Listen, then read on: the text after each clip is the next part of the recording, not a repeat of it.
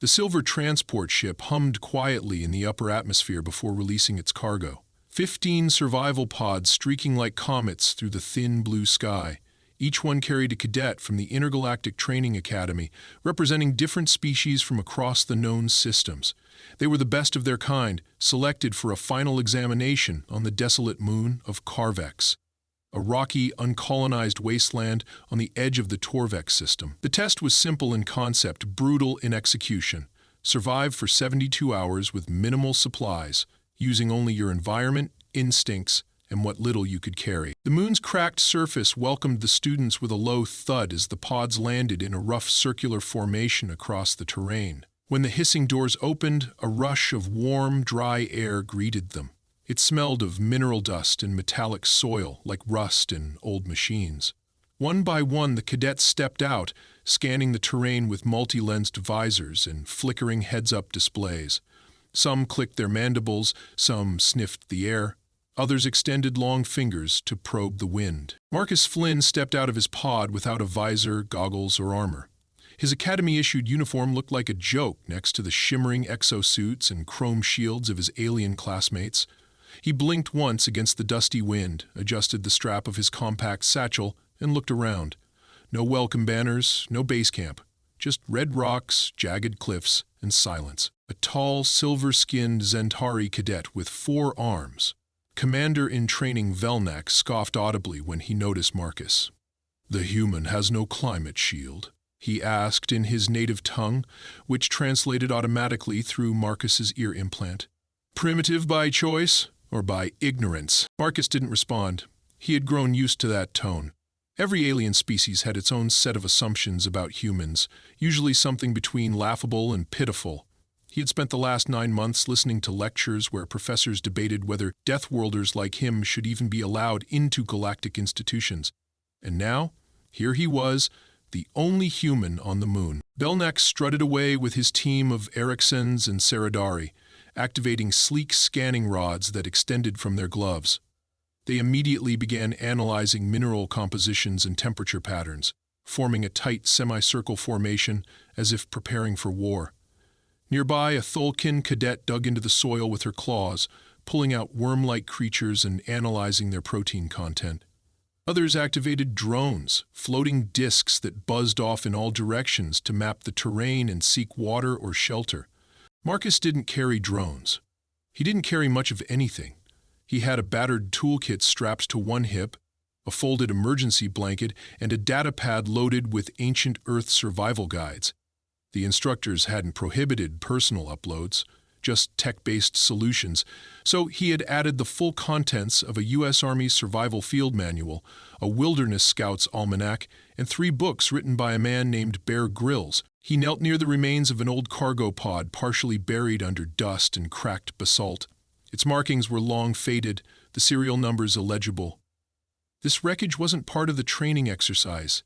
It was older, maybe from a lost supply mission. Most of the aliens had ignored it, seeing only junk. Marcus saw potential. He touched the side with his gloved hand and tapped lightly with a wrench. Hollow.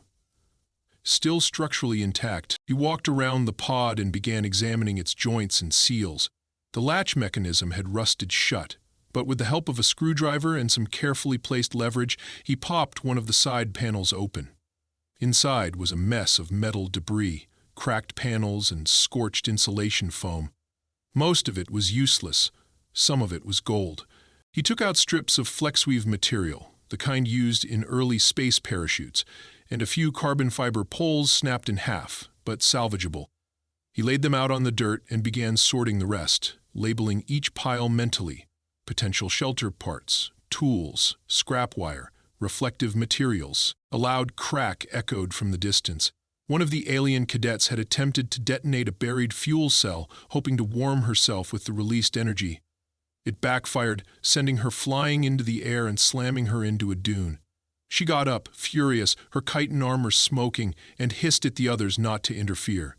Marcus didn't flinch. He'd already guessed that many of them would start destroying the environment faster than learning from it. He checked the sun, or rather the pale star that served as Carvex's sun, and noted its angle, less than 2 hours to peak heat. The moon had wild thermal shifts, Scalding at noon, freezing by night, he had maybe 6 hours to find or build cover. Using a bent rod and a piece of wire mesh, Marcus constructed a crude rake and began pulling trash toward a narrow rock alcove he had found just minutes after landing. It wasn't quite a cave, more like a scooped-out shelf in the cliffside, but it was shaded and offered protection on 2 sides. He began building. Not much, just a skeleton of rods and insulation strips layered with dust-sticky foil from the pod. It wouldn't win awards, but it might keep him alive. A screeching sound pierced the air. Velnak's group had found an acidic vent and were arguing about whether it was a thermal resource or a hazard. Someone's scanner overloaded and burst into flames. Another cadet blamed a calibration error. Tensions were rising fast. The survival test hadn't even officially begun, but egos were already crumbling. Marcus ignored the noise. He knew the real danger wasn't their stupidity. It was what this moon could unleash without warning. He paused as a low vibration rolled through the ground beneath his boots. It wasn't an earthquake. It felt rhythmic, like pulses. Then his comm crackled.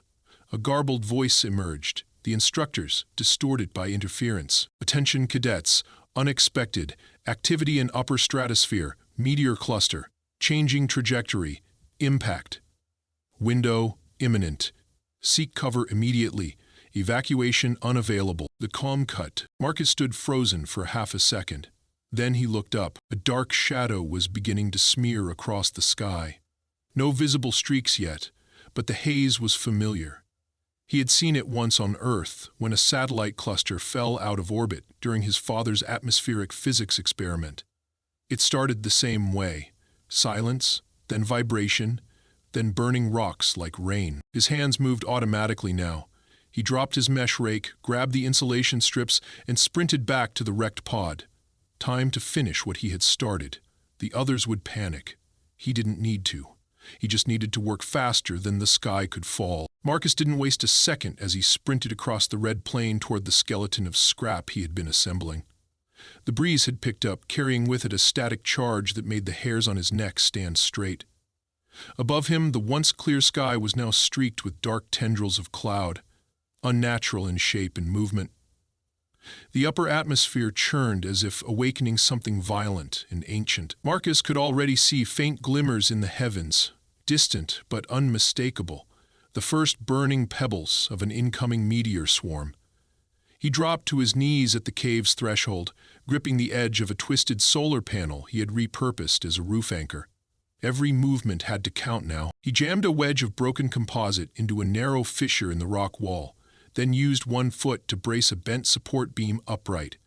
With his right hand, he unrolled a section of reflective foil salvaged from inside the pod, stretching it over the frame like a tarp.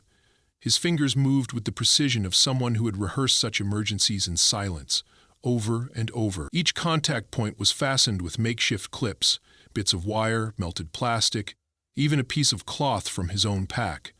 He reinforced the outer edge with discarded rods he'd scavenged earlier, digging them slightly into the dirt to offer the structure some resistance against wind. The clock was ticking, and he didn't need luxury. He needed survival. In the distance, a loud screech sliced through the thickening air. He turned just in time to see one of the alien cadets, a Varnari male with dual sensory stalks, racing across the ridge, flailing his upper limbs in visible panic. His translator unit had come undone, bouncing uselessly on his chest, and he seemed to be shouting in his native frequency. Moments later, a smaller cadet, a journey girl with scaled arms and jet-black eyes, ran past him, her emergency drone spinning erratically behind her. The meteor alert had triggered mass confusion. Marcus narrowed his eyes. He'd expected panic. What he hadn't expected was complete system collapse. A bright flash suddenly lit the sky, and a distant boom rolled across the plain like thunder filtered through rock. The first meteor had struck. Far enough not to threaten him yet, but close enough to prove the situation was escalating. He glanced at the ridgeline. 2 cadets were arguing, flanked by a trio of Erikson students who had huddled beneath a malfunctioning energy dome.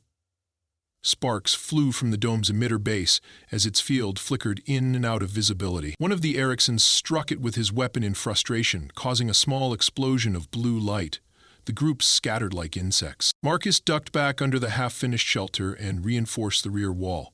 He used fragments of foam insulation as a shock absorption layer, stuffing them into crevices and taping down anything that could flap or rattle. The noise outside was building.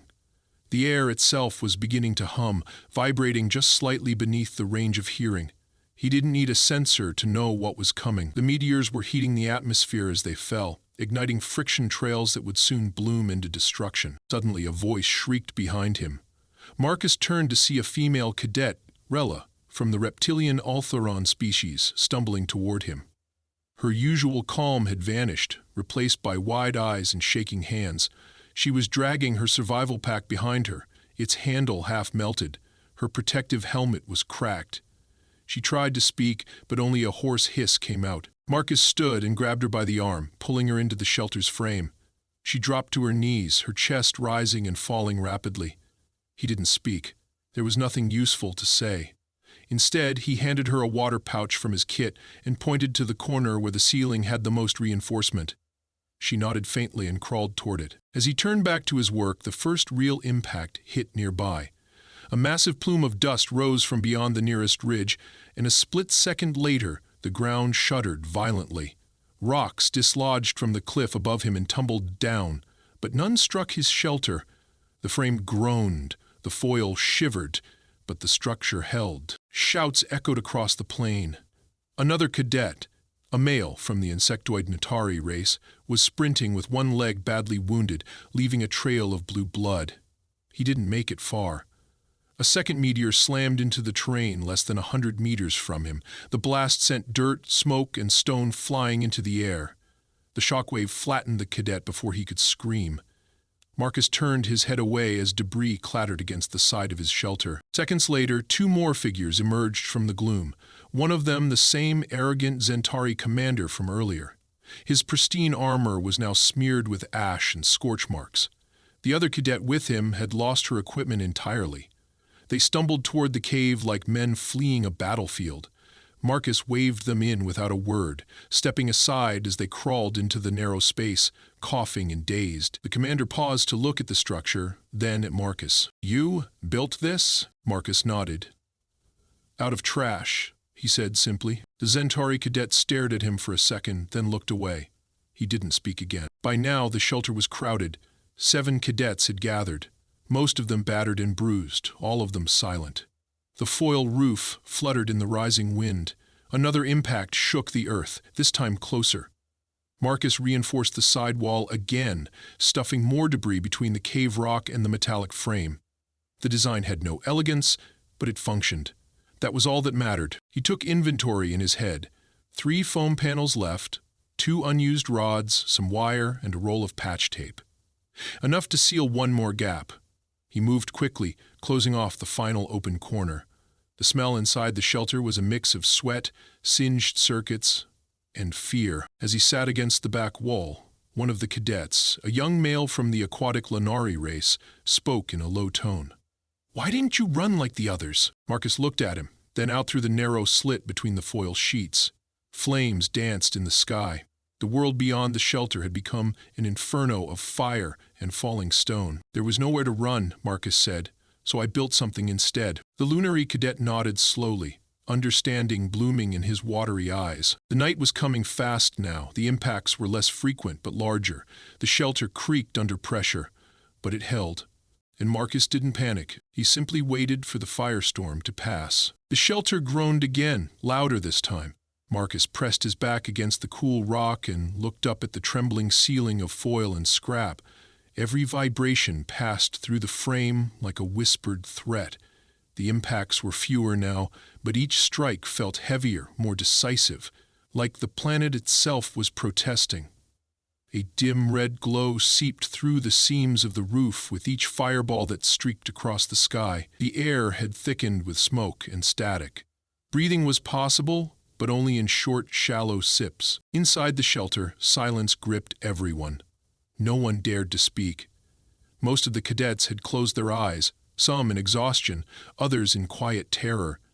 The Zentari commander sat rigid, gripping his wrist gauntlet, trying to force a manual reboot of his shield.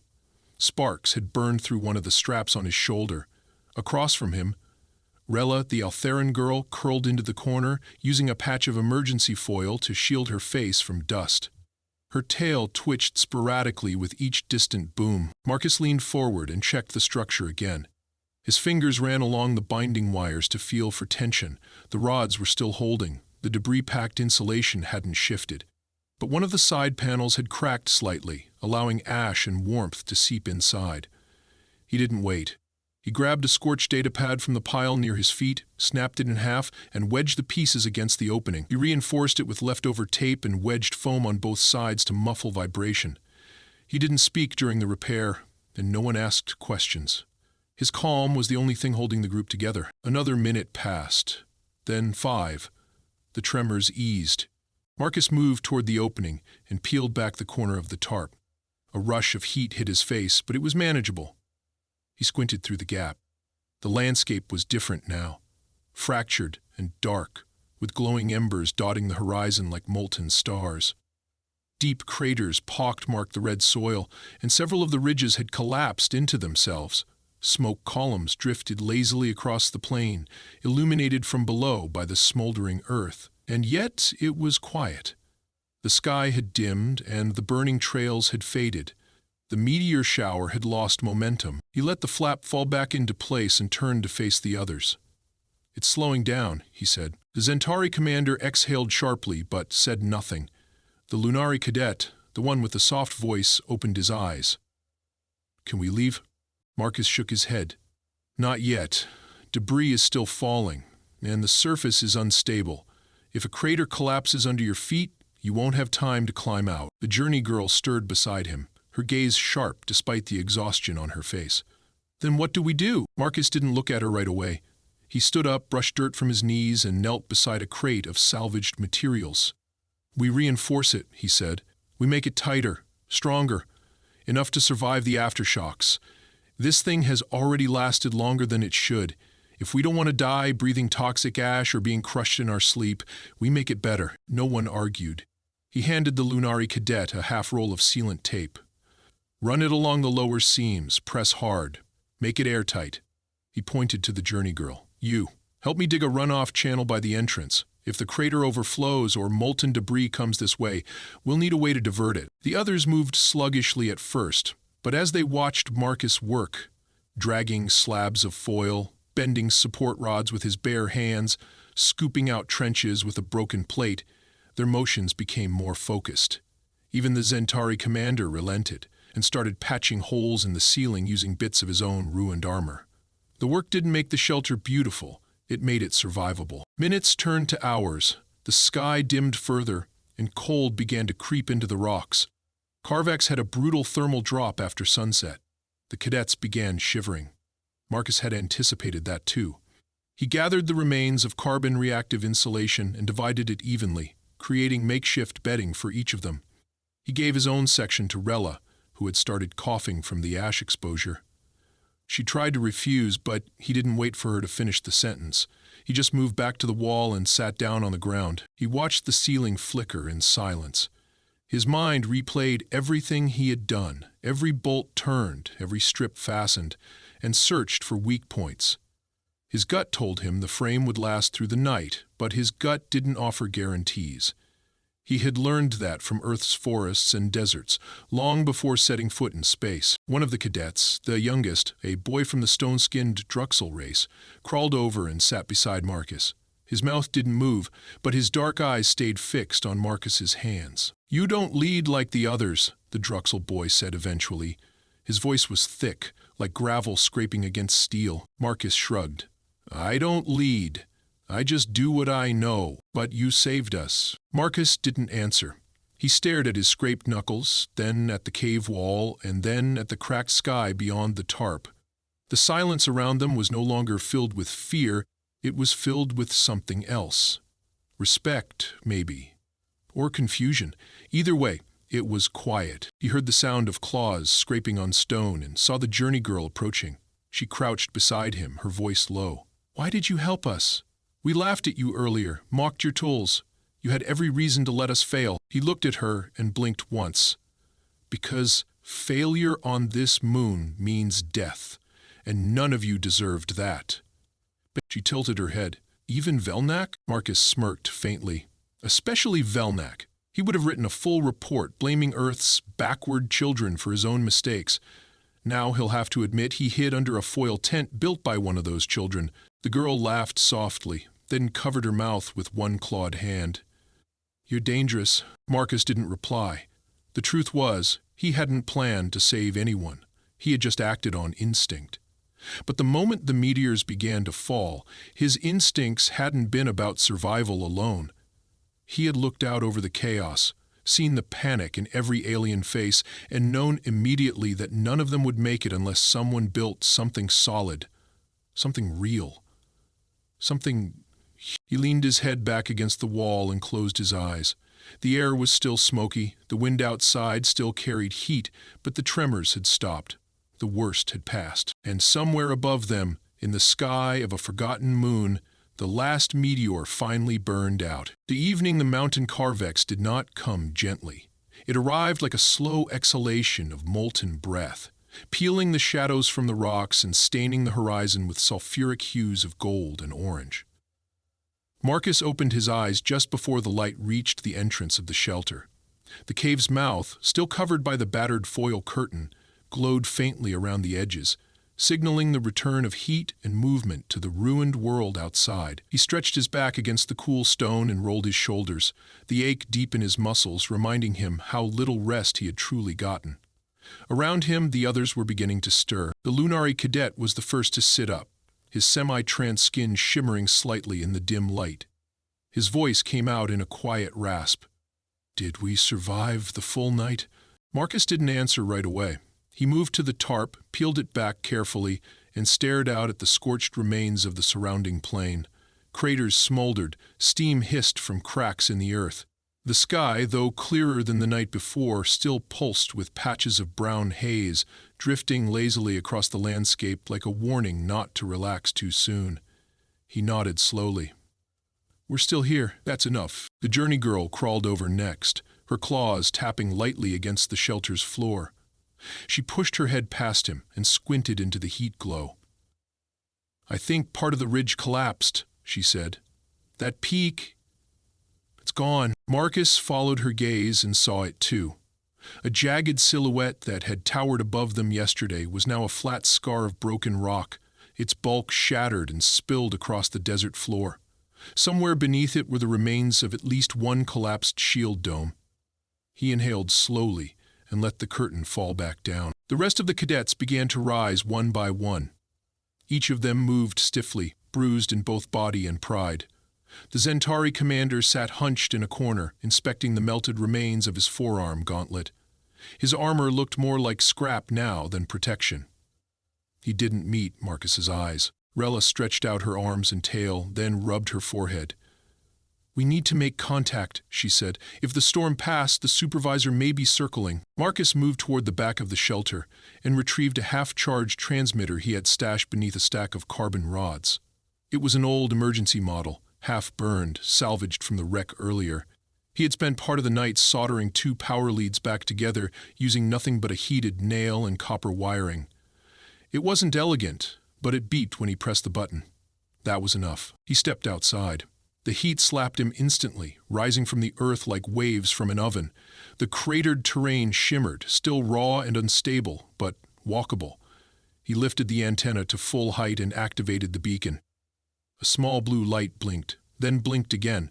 3 seconds later, it emitted a long tone. Signal was active. Back inside the shelter, the atmosphere had shifted. Cadets spoke softly among themselves, comparing stories, injuries, and regrets. The Lunari boy told the Druxel cadet how he had thought the shelter would collapse any moment, and had prepared to dig his way out with his bare hands. The journey girl admitted that she had been prepared to flee before Marcus ordered her to stay. Only the Zentari commander remained silent. Marcus crouched beside a pile of tools and began separating anything that could still be useful. Binding straps, heat sinks, pieces of conductive plate. There was no guarantee the rescue would be quick, and the structure still needed reinforcement for the midday heat. He worked in silence until he heard the sound of movement behind him. The Zentari commander stood at the entrance, his silhouette tall and battered against the morning light. He stepped forward, his face unreadable, and stopped beside Marcus. "I misjudged you," he said, his voice quiet, flat. Marcus didn't look up. "You misjudged the entire situation." "That, too." There was a pause. Then the commander slowly knelt down beside him and picked up a broken support strut. "What can I do?" Marcus nodded toward the western wall of the shelter. "That panel's loose. Rebind the cross beam and plug the gap with insulation strips." The commander nodded once, stood, and got to work. No further words passed between them, but the act spoke enough. Hours passed. The sun climbed. More meteors did not return. Instead, a thick quiet settled over the moon's wounded skin. Around midday, the rescue transport finally arrived, a low-hovering craft with stabilizer fins and a hull scorched from past missions. It circled the shelter once, then descended slowly into the flat basin below. Dust spiraled into the air as the landing ramp lowered. The cadets emerged one by one. Marcus came last. His shirt was torn, his face was smeared with ash. The heat had drained him, but his eyes were alert. As he reached the bottom of the ramp, the instructor, a lean, silver-haired man with an expression like chiseled stone, stepped forward, his gaze sweeping across the cadets and settling on Marcus. "You disobeyed the assignment protocol," the instructor said without emotion. Marcus didn't respond. "You built an unauthorized structure. You salvaged materials from a forbidden wreck. You took command of your peers without rank." Marcus inhaled once, slow and even. Was I supposed to let them die? The instructor blinked. Silence lingered for 3 full seconds. "No," he finally said. "You weren't." Then he turned and gestured toward the ship. "Get aboard." As Marcus stepped inside, one of the cadets, Rila, caught up beside him and whispered just loud enough for him to hear. "That was the most Zentari thing I've ever seen you do." Marcus raised an eyebrow. "I'll take that as a compliment." She smiled, then looked forward again. Once aboard, the cadets were separated for medical checks. Marcus sat on a bench, a cold hydration pack pressed against his neck, watching through the viewing screen as the surface of Carvex shrank beneath them. From this height, the shelter he had built looked like nothing, just a patch of metal and dust clinging to the edge of a cliff. But for those who had hidden beneath it, that scrap pile had meant everything. And Marcus knew, even before the debriefing began, that his name would appear on reports across every cadet station in the sector. Not because he had passed the test, but because when the sky fell, he had built something that held. The debriefing chamber aboard the training vessel was colder than Marcus expected. The polished silver walls reflected distorted images of the cadets, seated in 2 lines, facing the raised platform where the instructor stood. A faint hum from the ship's propulsion system underscored the silence in the room. No one dared to speak out of turn. Above them, a translucent screen displayed telemetry data from Carvex, including meteor trajectories, impact analysis, and casualty probabilities that had nearly eclipsed 80% during the peak of the event. Yet against every projected outcome, the students in that room were alive. Marcus sat at the far end of the front row, shoulders straight, gaze forward. His uniform had been replaced with a sanitized academy jumpsuit, but traces of ash still clung stubbornly beneath his fingernails. The journey girl, seated 1 chair to his left, turned her head slightly to glance at him, but he didn't move. He kept his attention on the instructor, who had begun speaking. The survival scenario was designed to test your ability to assess, adapt, and act under unpredictable stress. The instructor's voice was crisp, clipped with precision. The meteor cluster was not part of the simulation.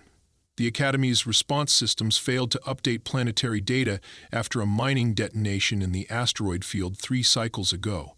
What happened on Carvex was, in every way, real. He let that sit for a moment. Then he activated a control on the podium. A projection lit up above him, showing a drone-captured aerial image of the makeshift shelter. Marcus recognized every angle of the frame, every reinforced patch. A few cadets murmured quietly to themselves. The Zentari commander stared at the screen with a clenched jaw. This structure, the instructor continued, was not designed by Academy engineers. It was not approved by any protocol. It used salvaged material from a wreck prohibited by the Intergalactic Salvage Charter.